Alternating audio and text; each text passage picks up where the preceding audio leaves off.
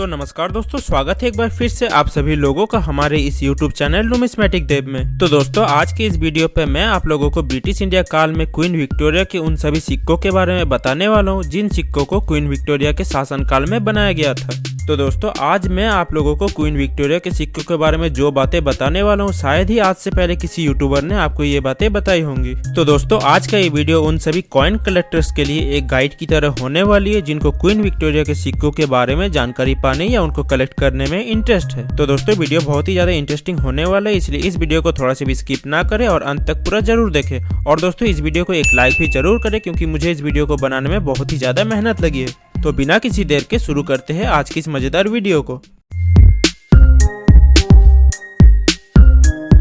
तो दोस्तों, हमारे देश में ब्रिटिश इंडिया की शुरुआत वर्ष 1835 को हुई थी और इसका अंत जाकर 1947 को हुआ।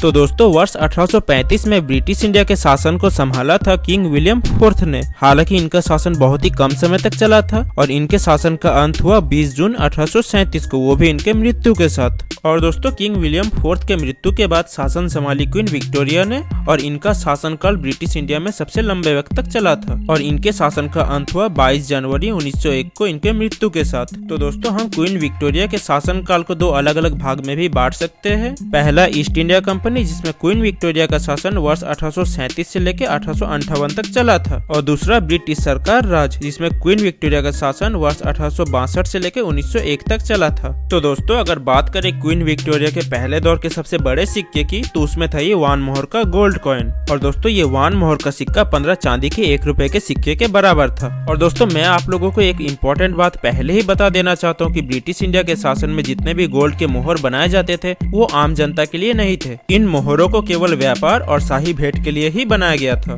तो दोस्तों, इनके शासन में सोने के साथ साथ कुछ चांदी के भी सिक्के बनाए गए थे, जिनमें था ये 1 rupees, half rupees, quarter rupees और 2 आनास का कॉइन। तो दोस्तों, इन सिक्कों में हमें दो अलग अलग प्रकार के सिक्के देखने को मिलते हैं। पहला, कॉन्टिन्यूअस लेजेंड, जिसमें विक्टोरिया क्वीन एक साथ लिखा हुआ है, और दोस्तों इन सिक्कों को वर्ष 1840 से लेकर 1850 तक बनाया गया था। और दूसरा, डिवाइडेड लेजेंड, जिसमें विक्टोरिया क्वीन अलग अलग लिखा हुआ है, और दोस्तों इन सिक्कों को वर्ष 1850 से लेकर 1860 तक बनाया गया था। तो दोस्तों, क्या आपने इन दोनों कॉन्टिन्यूअस और डिवाइडेड लेजेंड वाले सिक्कों में कुछ नोटिस किया कि अगर इन कॉन्टिन्यूअस लेजेंड वाले सिक्कों को 1840 से 1850 तक बनाया गया था और डिवाइडेड लेजेंड वाले सिक्कों को 1850 से लेकर 1860 तक बनाया गया था, तो इस 2 आने के सिक्के को छोड़कर इस 1 रुपीज, हाफ रुपीज और क्वार्टर रुपीज के सिक्कों में वर्ष 1840 क्यों लिखा हुआ है? असल में दोस्तों, 1840 एक फ्रोजन ईयर है। अब 1840 एक फ्रोजन ईयर क्यों है, इसका जवाब आप मुझे कमेंट में बताएं। तो दोस्तों, 2 आना से जो छोटे डिनोमिनेशन वाले सिक्के हैं उनको कॉपर से बनाया गया था, जिनमें था ये हाफ आना, क्वार्टर आना, हाफ पाइस और 1/12 आना।